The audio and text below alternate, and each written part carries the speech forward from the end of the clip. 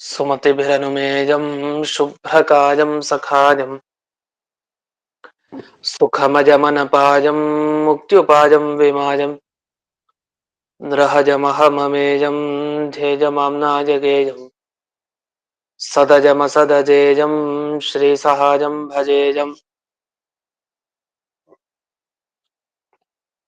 तपस्वाध्याय शुश्रूषा कृष्णपूजारतं मुनिं विश्वेशमिष्टदं वन्दे परिम्राट् चक्रवर्तिनं श्रीगुरुभ्यो नमः। हरिः ओम्।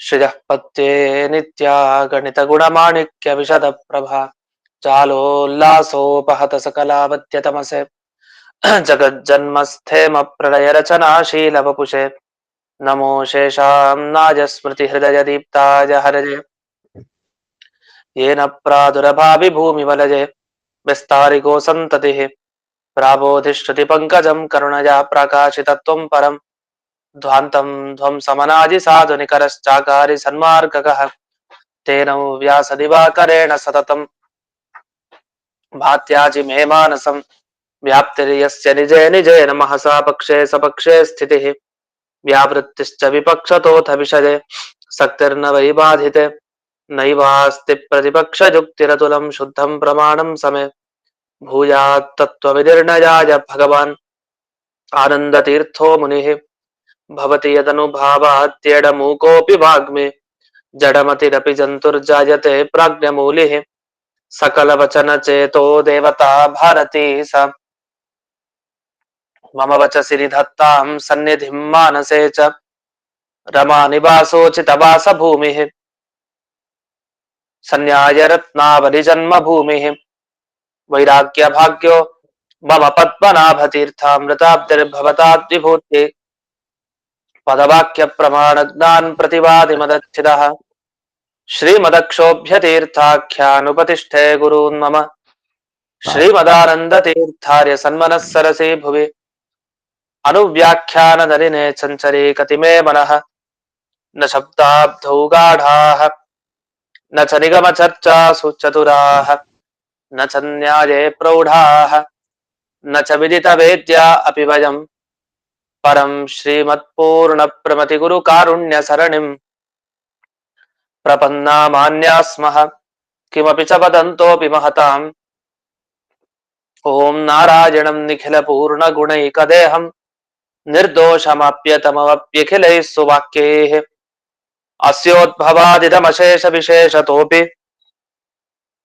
वन्द्यं सदा प्रियतमं मम सन्नमामि कुपिता हि फणच्छाया समीकृत्या परं सुखं सेवन्ते यत्पदं धीरास्तं भजे वल्लभं श्रियः।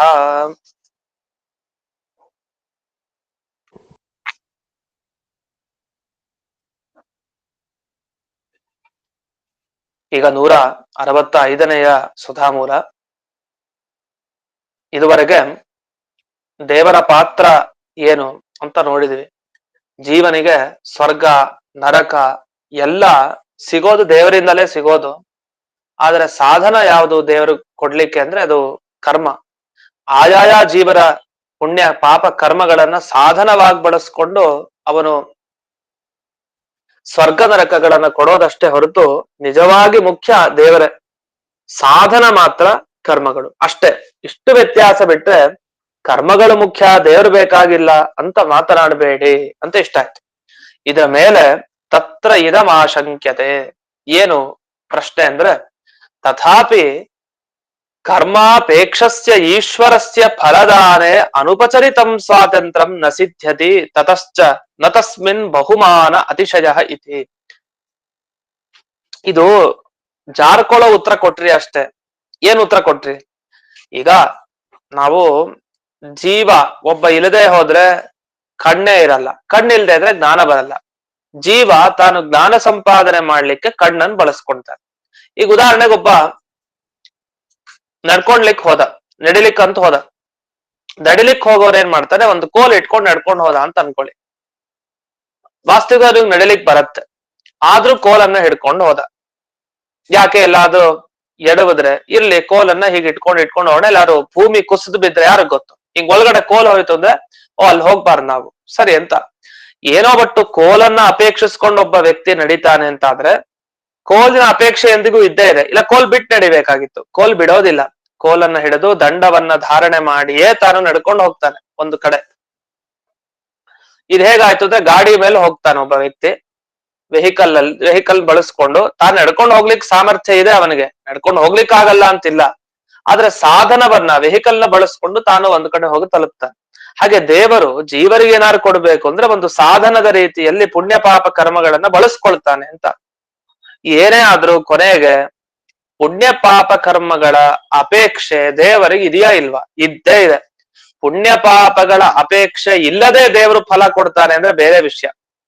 ಆದ್ರೆ ಪುಣ್ಯ ಪಾಪಗಳು ಬೇಕೇ ಬೇಕು ದೇವರಿಗೆ, ಅದನ್ನ ಇಟ್ಟುಕೊಂಡೇ ಅದನ್ನ ಅಪೇಕ್ಷಿಸಿಕೊಂಡೇ ಭಗವಂತ ಜೀವರಿಗೆ ಸ್ವರ್ಗ ನರಕಾದಿಗಳನ್ನ ಕೊಡ್ತಾನೆ ಅಂತ ಅದ್ರ ಮೇಲೆ ಭಗವಂತನಲ್ಲಿ ಸ್ವಾತಂತ್ರ್ಯ ಇಲ್ಲ ಅಂತ ನಾವ್ ಹೇಳಲ್ಲ, ಒಂದ್ ಸ್ವತಂತ್ರನಾದ ವ್ಯಕ್ತಿ ಅಲ್ಲ ಅಂತ ಅಭಿಪ್ರಾಯ ಅಲ್ಲ, ಆದರೆ ಅವನಲ್ಲಿ ಯಾರಲ್ಲೂ ಇಲ್ಲದ ಒಂಥರ ವಿಶಿಷ್ಟವಾದ ಸ್ವಾತಂತ್ರ್ಯ ಅಂತ ಏನ್ ಹೇಳ್ತಿರಲ್ಲ ಅದಿಲ್ಲ. ಯಾಕೆ ವಿಶಿಷ್ಟವಾದ ಸ್ವಾತಂತ್ರ್ಯ ಅಂದ್ರೆ ಏನು ಅಂತ ಪ್ರಶ್ನೆ. ಅಂದ್ರೆ ನಾವ್ ಯಾರನ್ನೂ ಕೇಳಬಾರ್ದು, ಯಾವ್ದಕ್ಕೂ ನಾವೊಬ್ರೆ ಸಾಕು, ಎಲ್ಲ ಮಾಡ್ಲಿಕ್ಕೆ ನಮ್ಮಿಂದ ನಮಗೆ ಸಾಧ್ಯ, ಇನ್ನೊಂದರ ಅಪೇಕ್ಷೆನೇ ಇರಬಾರ್ದು. ಆ ರೀತಿ ಆದ್ರೆ ಮಾತ್ರ ಅವನಿಗೆ ನಿರುಪಚರಿತ ಸ್ವಾತಂತ್ರ್ಯ ಇದೆ.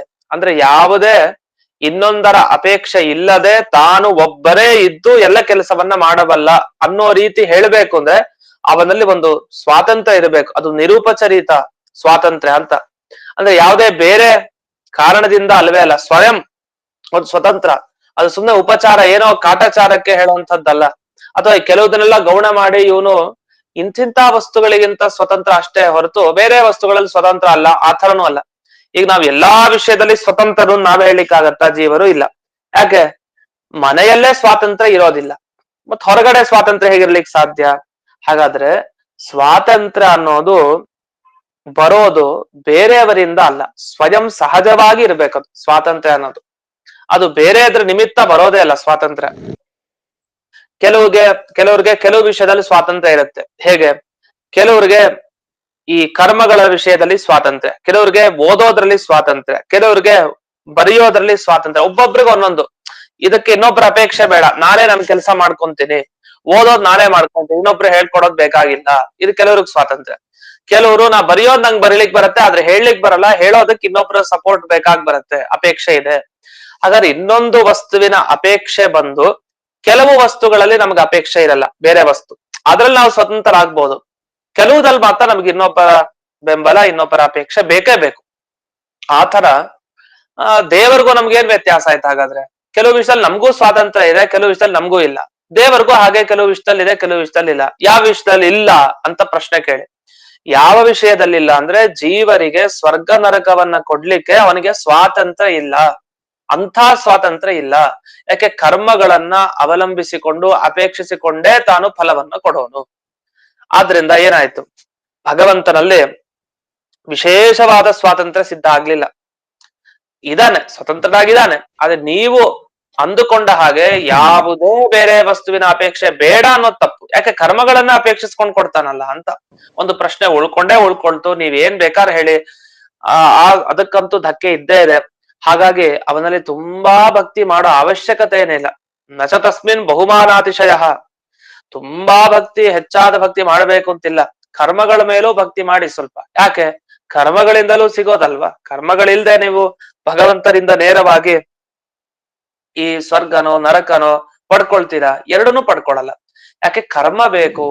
ಕರ್ಮದ ಬಗ್ಗೆನೂ ನಮ್ಗೆ ಮಹತ್ವ ಬುದ್ಧಿ ಬಂತು. ನಾವು ಮಾಡುವ ಕರ್ಮಗಳು ಬಹಳ ಶ್ರೇಷ್ಠ, ಅದು ದೇವರ ಥರಾನೇ. ಅದನ್ನ ಕರ್ಮ ದೇವರು ಸ್ವಲ್ಪ ಹೋಲಿಕೆ ನೀಡುವಂತ ಒಂದು ವಸ್ತು ಸಿಕ್ಬಿಡ್ತಲ್ಲ ಹತ್ರದಲ್ಲಿ. ಹಾಗಾಗಿ ದೇವರ ಮೇಲೆ ಅಂಥ ಏನು ಬಹುಮಾನ ಏನ್ ಮಾಡೋದ್ ಬೇಡ, ತುಂಬಾ ಗೌರವ ಕೊಡೋದೇನ್ ಬೇಡ, ತುಂಬಾ ಶ್ರದ್ಧೆ ಭಕ್ತಿಗಳೇನು ಬೇಡ. ಇರ್ಲಿ ಭಕ್ತಿ ಇರ್ಲಿ, ಶ್ರದ್ಧೆ ಇರ್ಲಿ, ಕರ್ಮವೂ ಕೂಡ ಅಷ್ಟೇ ಸಮಪ್ರಧಾನವಾಗಿ ಇದೆಯಲ್ವಾ ಅಂತ ಇದೊಂದು ಪ್ರಶ್ನೆ. ಬೇಡ, ಸಮಪ್ರಧಾನವಾಗಿ ಇಲ್ದೇ ಹೋದ್ರು ದೇವ್ರಿಗಂತೂ ಕರ್ಮ ಬೇಕಾನೆ. ಸ್ವಲ್ಪ ಕೆಳಕ್ಕಿದ್ರು ಸಾಕು, ಕರ್ಮನೂ ಬೇಕು, ದೇವರು ಬೇಕು. 1% ಹೆಚ್ಚಿಗೆನೆ ಇರ್ಲಿ, ದೇವರಿಗೆ ತೊಂದರೆ ಇಲ್ಲ.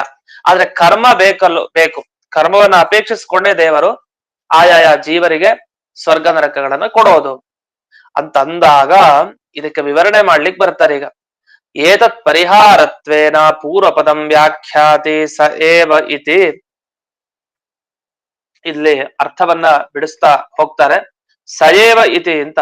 ಇಲ್ಲಿ ಪೂರ್ವ ಪದಂ ವ್ಯಾಖ್ಯಾನಂ ಅಂದ್ರೆ ತೂ ಅನ್ನೋ ಶಬ್ದ ಸೇರಿರುವಂತಹ ಪದವನ್ನ ವ್ಯಾಖ್ಯಾನ ಮಾಡ್ತಾರೆ ಅಂತ ಅರ್ಥ. ಇಲ್ಲಿ ಬ್ರಹ್ಮಸೂತ್ರ ಇದೆ, ಓಂ ಪೂರ್ವಂತು ಬಾದರಾಯಣೋ ಹೇತುವ್ಯಪದೇಶಾತ್ ಅಂತ. ಅಲ್ಲಿ ಪೂರ್ವ ಪದಂ ಅಂದ್ರೆ ಹಿಂದಿನ ಪದ ಅಂತಂದ್ರೆ ಈ ಹಿಂದಿನ ಸೂತ್ರದಲ್ಲಿ ಬಂದಿರೋ ಹಿಂದಿನ ಮೊದಲನೇ ಪದ ಅಂತ ಅರ್ಥ. ಅಂಥ ಪೂರ್ವ ಅನ್ನೋ ಶಬ್ದವನ್ನ ಇಲ್ಲಿ ವ್ಯಾಖ್ಯಾನ ಮಾಡ್ತಾ ಇದ್ದಾರೆ ಅಂತ ಅರ್ಥ. ಅಂದ್ರೆ ಪೂರ್ವ ಪದವನ್ನ ವ್ಯಾಖ್ಯಾನ ಮಾಡ್ತಾ ಇದ್ರೆ ಹಿಂದಿನ ಪದ ಅಂದ್ರೆ ಯಾವ ಪದ ಯಾರಿಗ್ ಗೊತ್ತಾಗುತ್ತೆ? ಅಂದ್ರೆ ಪೂರ್ವ ಅಂತಾನೆ ಅದ್ರ ಪದ, ಅದು ಪದ. ಆ ಪೂರ್ವ ಅನ್ನೋ ಪದವನ್ನ ಶಬ್ದವನ್ನ ಇಟ್ಟುಕೊಂಡು ತೂ ಶಬ್ದದ ಸೇರಿಕೊಂಡು ಅವ್ರು ವ್ಯಾಖ್ಯಾನ ಮಾಡ್ತಾರೆ. ಇದಕ್ಕೇನು ಉತ್ತರ ಕೊಡ್ಬೋದು ಅಂತ ಗಮನಿಸಿ. ಕರ್ಮದ ಅಪೇಕ್ಷೆ ದೇವರಿಗೆ ಇದೆಯಲ್ವಾ, ಅವನಿಗೆ ನಿಜವಾದ ಸ್ವಾತಂತ್ರ್ಯ ಹೇಗೆ ದೇವರಿಗೆ ಅಂತ ಹೀಗೆ ಪ್ರಶ್ನೆ ಬಂದಾಗ ಏನು ಉತ್ತರ ಕೊಡಬಹುದು ಅಂದ್ರೆ ಅನುವ್ಯಾಖ್ಯಾನ ಶ್ಲೋಕ. ಒಮ್ಮೆ ಅನುವ್ಯಾಖ್ಯಾನ ಶ್ಲೋಕವನ್ನ ಒಂದು 2-3 ಶ್ಲೋಕ ಇದೆ, ಅದನ್ನು ಸಂಪೂರ್ಣ ನೋಡಿ ಅದರ ವಿವರಣೆಗೆ ಬರ್ತೀನಿ. ಮೊದಲನೇ ಶ್ಲೋಕ. ಸಜೇವಾಶೀಷ ಜೀವಸ್ಥ ಸಜೇವಾಶೇಷ ಜೀವಸ್ಥ ನಿಸ್ಸಂಖ್ಯಾನ್ ಆದಿಕಾಲಿಕಾನ್. ಅಲ್ಲಿ ನಿಸ್ಸಂಖ್ಯ ಅನಾದಿಕಾಲಿಕಾನ್ ಅಂತ, ಅದು ಅನುಕೂಲ ಆಗ್ಲಿ ಅಂತ ಹಾಗೆ ಹೇಳಿದೆ. ಸಯೇವಾಶೇಷ ಜೀವಸ್ಥ ನಿಸ್ಸಂಖ್ಯಾನಾದಿಕಾಲಿಕಾನ್ ಧರ್ಮಾನ್ ಸದಾ ಪಶ್ಯನ್ ಸ್ವೇಚ್ಛಯಾ ಬೋಧಯತ್ಯಜಃ ಕಾಂಶ್ಚಿತ್ತೇಷಾಂ ಫಲಂ ಚೈವ ದದಾತಿ ಸ್ವಯಮಚ್ಯುತಃ ನತೇ ವಿಶೇಷಂ ಕಮಪಿ ಪ್ರೇರಣಾದಿಕಮಚ್ಯುತೆ ಕುರ್ಯುಃ ಕದಾಪಿ ತೇನಾಯಂ ಸ್ವತಂತ್ರೋನುಪಚಾರತಃ. ಇಲ್ಲಿವರೆಗೆ ಅನುವ್ಯಾಖ್ಯಾನ ಶ್ಲೋಕ ಇದೆ, ಇದರ ವಿವರಣೆಯನ್ನ ಕೊಡ್ತಾರೆ. ಇದರ ತಾತ್ಪರ್ಯ ಹೀಗೆ. ಸಯೇವ, ಭಗವಂತ ಅಂದ್ರೆ ಏನಂತ ತಿಳಿದುಕೊಂಡಿದ್ದೀರಿ? ದೇವರ ಶಕ್ತಿ, ಅವನ ಸಾಮರ್ಥ್ಯ ಅದು ಅಚಿಂತ್ಯ. ಯಾಕೆ ಅಂದ್ರೆ ಅಶೇಷ ಜೀವಸ್ಥ, ಎಲ್ಲ ಜೀವರಿದ್ದಾರೆ ಜಗತ್ನಲ್ಲಿ. ಎಷ್ಟು ಜೀವರಿದ್ದಾರೆ ಲೆಕ್ಕ ಇಲ್ಲ. ಆ ಲೆಕ್ಕ ನಮಗ್ ಗೊತ್ತಿಲ್ಲ. ಗೊತ್ತಿದ್ರು ತಪ್ಪಾಗಿ ಹೇಳ್ತೀವಿ, ನಮಗ್ ನಿಜವಾಗಿ ಗೊತ್ತಿಲ್ಲ ಎಷ್ಟು ಜೀವರಿದ್ದಾರೆ ಅಂತ. ಯಾಕೆ? ನಾವು ಮನುಷ್ಯರನ್ ಮಾತ್ರ ಜೀವರು ಅಂತ ಅನ್ಕೊಂಡಿದೀವಿ. ಆದ್ರೆ ಪ್ರಾಣಿ ಪಶುಗಳು ಇದೆಲ್ಲ ಸೇರಿ ಒಟ್ಟು ಎಷ್ಟಿದೆ ಗೊತ್ತಾ? ಯಾರಿಗಾದ್ರೂ ಸಾಧ್ಯನೇ ಇಲ್ಲ. ದೇವರೇ ಬಂದು ಹೇಳ್ಬೇಕಷ್ಟೇ ಇಷ್ಟಿದೆ ಅಂತ. ಆ ಅನಂತ ರಾಶಿ ಇದ್ರು ಇಷ್ಟ ಅನಂತ ಇದೆ ಅಂತ ಅವನೇ ಹೇಳ್ಬೇಕಷ್ಟೇ ಹೊರತು ನಮಗೆ ಸಾಧ್ಯ ಇಲ್ಲ ತಿಳಿಲಿಕ್ಕೆ. ಆದ್ರೆ ಪ್ರತಿಯೊಬ್ಬ ಜೀವರ, ಅದು ಪ್ರಾಣಿ ಪಶು ಕ್ರಿಮಿ ಕೀಟ ಏನ್ ಬೇಕಾರಾಗ್ಲಿ, ಪ್ರತಿಯೊಬ್ಬ ಜೀವರ ಒಳಗಡೆ ಅನೇಕ ಜನ್ಮಗಳಿಂದ ಸಂಪಾದನೆ ಮಾಡ್ತಾ ಇರುವಂತ ಧರ್ಮ ಅಧರ್ಮಗಳಿದೆ, ಪುಣ್ಯ ಪಾಪಗಳು ಬೇಕಾದಷ್ಟಿದೆ ಎಲ್ಲ ಜೀವರ ಒಳಗಡೆ. ಅದಕ್ಕೆ ಸಂಖ್ಯೆಯ ಮಿತಿ ಇಲ್ಲ. ಎಷ್ಟ್ ಕರ್ಮ ಮಾಡಿದಾನೆ ಒಬ್ಬ ಜೀವ ಹೇಳಲಿಕ್ ಬರಲ್ಲ. ಅದು ಮೂಟೆಗಟ್ಲೆ ಇದೆ, ಅದು ಅನಾದಿ ಕಾಲದಿಂದಿದೆ. ಅದು ಇವತ್ತಿಂದು ಅಲ್ಲ, ಮುಂದೆ ಸೃಷ್ಟಿ ಮಾಡೋದಲ್ಲ, ಹಿಂದೆ ಯಾವತ್ತಿಂದಲೂ ಇದೆ. ಅದು ಹಿಂದಿನ ಕಾಲದಿಂದಲೂ ಅನಾದಿ ಕಾಲದಿಂದ ಆಯಾಯ ಜೀವರುಗಳಲ್ಲಿ ಪುಣ್ಯ ಪಾಪಗಳು ಸಂಖ್ಯೆಯ ಮಿತಿ ಇಲ್ಲದೇನೆ ಸೇರ್ಕೊಂಡಿದೆ. ಅಷ್ಟಿದೆ. ಆ ಪುಣ್ಯ ಪಾಪಗಳ ಲೆಕ್ಕ ನಮಗ್ ಸಿಗಲ್ಲ, ಅಷ್ಟು ಕರ್ಮಗಳಿದೆ. ಆ ಎಲ್ಲಾ ಕರ್ಮಗಳನ್ನ ಸಾಕ್ಷಾತ್ಕಾರ ಮಾಡ್ಕೊಂಡು ದೇವರಂತೆ. ಎಂಥ ಅದ್ಭುತ ಶಕ್ತಿ ಇದೆ. ಇಂಥ ದೇವರಿಗೆ ಆ ಕರ್ಮಾಪೇಕ್ಷೆ ಯಾಕ್ಬೇಕು? ಆ ರೀತಿ ಕರ್ಮಾಪೇಕ್ಷೆ ದೇವರಿಗಿದೆ ಅಂದ್ರೆ ಅದು ನಮ್ಮ ಪ್ರಾರಬ್ಧ ಕರ್ಮ, ನಮಗ್ ಅರ್ಥ ಆಗಿಲ್ಲ ಅಂತ ಅರ್ಥ ವಿಷಯ. ದೇವರಿಗೆ ಈಗ ಹೇಳೋದ ಕರ್ಮದ ಅಪೇಕ್ಷೆ ದೇವರಿಗಿಲ್ಲ. ಯಾಕೆ ಅಂದ್ರೆ ಎಷ್ಟು ಶಕ್ತಿ ಇದೆ ದೇವರಿಗೆ ಅಂದ್ರೆ, ಒಬ್ಬ ಜೀವ ತಗೊಳ್ಳಿ ಸಾಕು. ವಸ್ತುತಃ ಒಬ್ಬ ಜೀವ ಮಾಡಿದ ಅನಂತ ಜನ್ಮಗಳ ಕರ್ಮ ಅವನಿಗೆ ಸಾಕ್ಷಾತ್ಕಾರ ಆಗಿದೆ. ಅವ್ರಿಗೆ ಗೊತ್ತು ಈ ಜೀವ ಯಾವ ಟೈಮ್ ನಲ್ಲಿ, ಯಾವಾಗ, ಎಲ್ಲಿ, ಸ್ಥಳದಲ್ಲಿ ಏನ್ ಮಾಡ್ದ ಅವನಿಗೆ ಗೊತ್ತು. ಕರ್ಮಗಳು, ಆ ಕರ್ಮದಿಂದ ಅವನಿಗೆ ಎಷ್ಟು ಪುಣ್ಯ ಇದೆ, ಎಷ್ಟು ಪಾಪ ಇದೆ ಎಲ್ಲ ಗೊತ್ತು. ಇದು ಒಬ್ರು ಇಬ್ರು ಜೀವರ ಬಗ್ಗೆ ಅಲ್ಲ, ಅಶೇಷ ಜೀವ ಜಗತ್ನಲ್ಲಿರೋ ಎಲ್ರ ಬಗ್ಗೆ. ಹಾಗಾದ್ರೆ ಎಲ್ಲಾ ಜೀವನ ಒಳಗಡೆ ಇರುವಂತಹ ಅನಾದಿ ಕಾಲದಿಂದ ಇರುವಂತಹ ಆ ಸಂಖ್ಯೆಯ ಮಿತಿ ಇಲ್ಲದ ಧರ್ಮ ಅಧರ್ಮಗಳನ್ನ ಸದಾ ಪಶ್ಯನ್ ನೋಡ್ತಾ ಇದ್ದಾನೆ. ನೋಡಿ ಸ್ವೇಚ್ಛಯ ಬೋಧಯತಿ, ಆ ಕರ್ಮಗಳಿಗೆಲ್ಲ ಪ್ರಚೋದನೆ ಕೊಡ್ತಾನಂತೆ. ಪಾಪ ಕರ್ಮ ಇದ್ರೆ ನೋಡು, ಹೋಗು ಪಾಪಕರ್ಮ, ನೀನು ಹೋಗಿ ಅವನಿಗೆ ನರಕ ಫಲ ಕೊಡು. ಪುಣ್ಯ ಕರ್ಮಕ್ಕೆ ಪ್ರಚೋದನೆ ಕೊಡ್ತಾರಂತೆ, ನೀನು ಹೋಗಿ ಸ್ವರ್ಗ ಕೊಡು ಅವನಿಗೆ. ಹೀಗೆ ಸ್ವೇಚ್ಛಯ ಬೋಧಯತಿ, ಅದೆಲ್ಲ ಕೆಲಸ ಮಾಡೋ ಹಾಗೆ ಇವನು ಪರಿವರ್ತನೆ ಮಾಡ್ತಾನಂತೆ ಆ ಕರ್ಮಗಳನ್ನ. ಕರ್ಮ ಜಡ, ಅದು ಸುಮ್ನೆ ಕೂತಿದೆ, ಅದು ಬದಲಾಗಬೇಕು ಅಂದ್ರೆ ಒಬ್ಬರ ಪ್ರೇರಣೆ ಬೇಕಲ್ಲ, ಆ ಪ್ರೇರಣೆಯನ್ನ ಇವನು ಮಾಡ್ತಾನೆ. ಅಲ್ಲಿ ಕೆಲವು ಕರ್ಮಗಳು ಕೆಲವರಿಗೆ ಫಲ ಕೊಡುತ್ತೆ, ಕೆಲವರಿಗೆ ಫಲ ಕೊಡಲ್ಲ. ಒಳ್ಳೇದಾಗ್ಬೋದು ಕೆಟ್ಟದ್ದಾಗ್ಬೋದು, ಅಂತೂ ಫಲ ಕೆಲವರಿಗಿದೆ, ಕೆಲವರಿಗೆ ಫಲ ಇಲ್ಲ.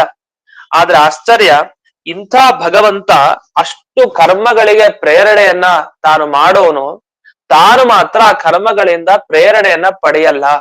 ಕರ್ಮ ಬಂದು, ನೋಡ್ ದೇವ್ರೆ ನೀನ್ ಇಲ್ಲಿ ಹೋಗಿ ಕೆಲಸ ಮಾಡು, ಇವನಿಗೆ ಸ್ವರ್ಗ ಕೊಡು, ಇವನಿಗೆ ನರಕ ಕೊಡು ಅಂತ ಕರ್ಮ ಬಂದು ದೇವರಿಗೆ ಹೇಳೋದಲ್ಲ. ಆದ್ರೆ ದೇವರು ಆ ಕರ್ಮಗಳಿಗೆ ಪ್ರೇರಣೆ ಮಾಡಿ ಕಳಿಸಿ, ನೀವು ಇಂತಿಂತ ಫಲವನ್ನ ಕೊಡಿ ಅಂತ ವ್ಯವಸ್ಥೆಯನ್ನ ಭಗವಂತ ಮಾಡ್ತಾನೆ.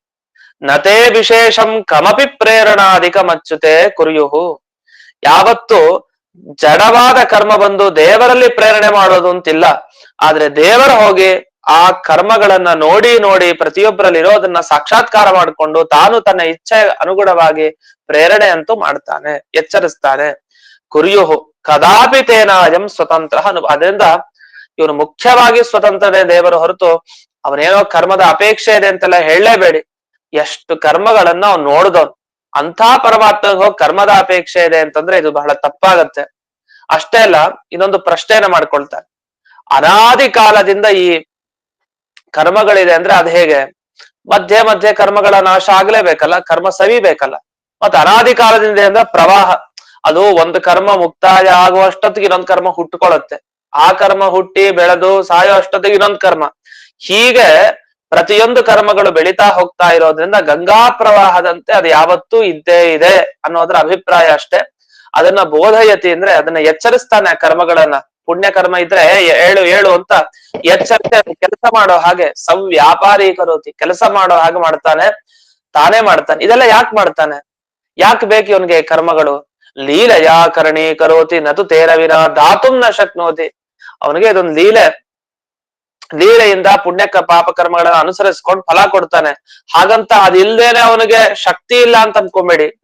ನತು ತೇರವಿನ ಧಾತುಂ ನ ಶಕ್ನೋತಿ.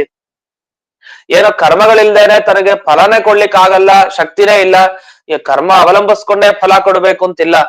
ಈಗ ಹೇಗೆ ಅಂದ್ರೆ, ಒಬ್ಬ ಯುವಕ ಚೆನ್ನಾಗಿ ನಡಿಲಿಕ್ಕೇನೋ ಬರುತ್ತೆ, ಕೋಲ್ ತಗೊಂಡ್ ನಡೆದ ಕೂಡ್ಲೆ ಕೋಲ್ ಬೇಕು ಅಂತಲ್ಲ ಆ ಯುವಕನಿಗೆ. ಕೋಲ್ ಅನ್ಕೊಳತ್ತೆ ನಾನೇ ಬೇಕಾಯ್ತು ಯುವಕರಿಗೆ, ಮುದುಕರಿಗೆ ಮಾತ್ರ ಅನ್ಕೊಂಡಿದ್ದೆ, ಯುವಕರಿಗೂ ಬೇಕು ಅಂತ ತಾನು ಅನ್ಕೊಂಡ್ರೆ ಕೋಲು ಅದು ಮೂರ್ಖತನ ಅದರದು. ಯಾಕೆ ಅಂದ್ರೆ ಇವನಿಗೆ ಕೋಲ್ ಇಲ್ದೆ ನಡಿಲಿಕ್ ಬರುತ್ತೆ, ಆದ್ರೂ ಕೋಲನ್ನು ಹಿಡ್ಕೊಂಡು ಹೋಗ್ತಾನೆ. ಲೀಲೆ, ಆಟ ಅಷ್ಟೇ, ಕ್ರೀಡೆ. ಅದೇ ತರ ದೇವರು ಪುಣ್ಯ ಪಾಪಗಳೆಂಬ ಕರಣಗಳಿಲ್ದೇನೆ ಫಲ ಕೊಡ್ಲಿಕ್ಕೆ ಅವನಿಗೆ ಶಕ್ತಿ ಇದೆ, ಕೊಡ್ಲಿಕ್ ಬರಲ್ಲ ಅಂತಿಲ್ಲ. ಆದ್ರೂ ಲೀಲೆಯಿಂದ ಒಂದನ್ನ ಅವಲಂಬಿಸ್ಕೊಂಡು ಇದಕ್ಕೆ ಅನುಗುಣವಾಗಿ ನಾನು ಫಲ ಕೊಡ್ತೇನೆ ಅಂತ ಪರಮಾತ್ಮ ಕೊಡೋದಷ್ಟೇ ಹೊರತು ಅವನಿಗೆ ಸಾಮರ್ಥ್ಯ ಇಲ್ಲ ಅಂತ ಭಾವಿಸೋದಲ್ಲ ಅಂತ. ಇಷ್ಟನ್ನ ಇಲ್ಲಿ ತಿಳಿಸಿ ಆ ದೇವರ ಮಹಿಮೆ ಎಷ್ಟು ಅನ್ನೋದನ್ನ ಮುಂದೆ ವಿವರಿಸ್ತಾ ಹೋಗ್ತಾರೆ. 166ನೆಯ ಸುಧಾಮೂಲ. ಯದೇತ ತತ್ರ ಉಕ್ತಂ. ಇಲ್ಲಿವರೆಗೇನೆ ಹೇಳಿದ್ರು ಅಂದ್ರೆ, ದೇವರಿಗೆ ಪುಣ್ಯ ಪಾಪಗಳು ಪ್ರತಿಯೊಬ್ಬ ಜೀವನಲ್ಲಿರೋದು ಸಾಕ್ಷಾತ್ಕೃತ. ಅಪರೋಕ್ಷ ಜ್ಞಾನಿಗಳು ಅಂತ ಹೇಳ್ತೀವಲ್ಲ, ದೇವರ ಬಗ್ಗೆ ಅಪರೋಕ್ಷ ಜ್ಞಾನ ಸಂಪಾದನೆ ಮಾಡ್ಬೇಕು ಅಂತ.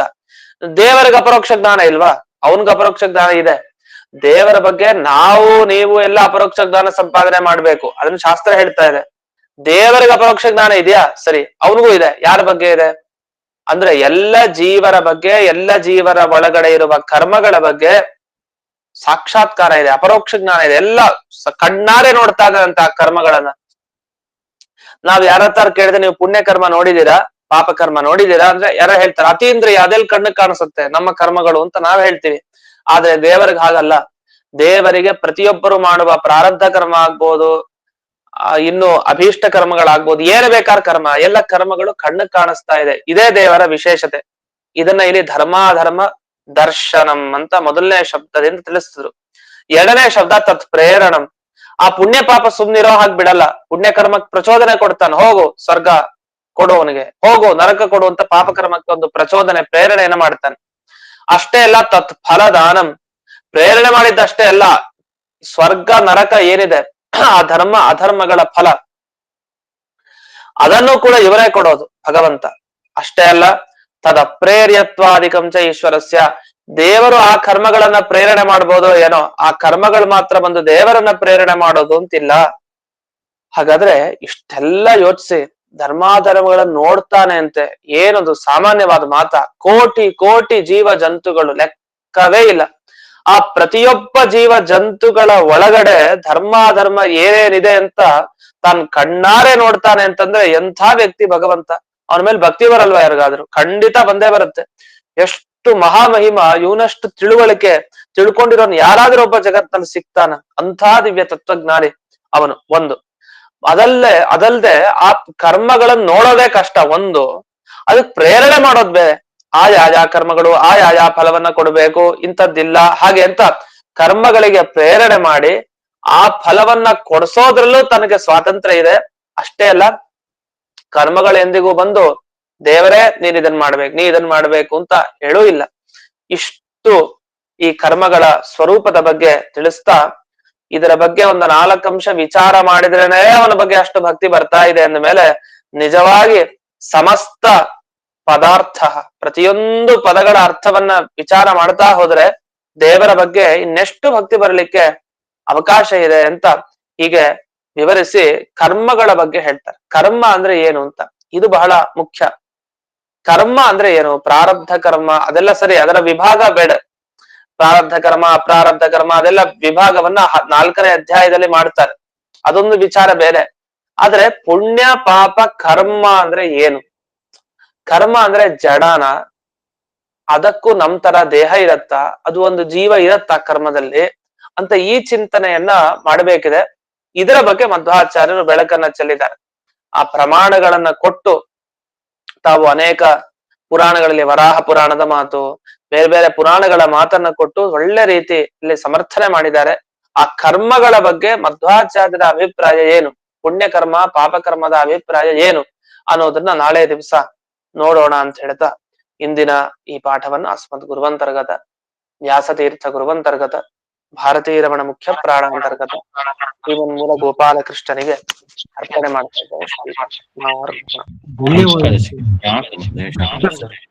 ನಮಸ್ಕಾರ ನಮಸ್ಕಾರ ಗುರುಗಳೇ. ನಮಸ್ಕಾರ ಆಚಾರ್ಯ. ನಮಸ್ಕಾರ ಗುರುಗಳೇ.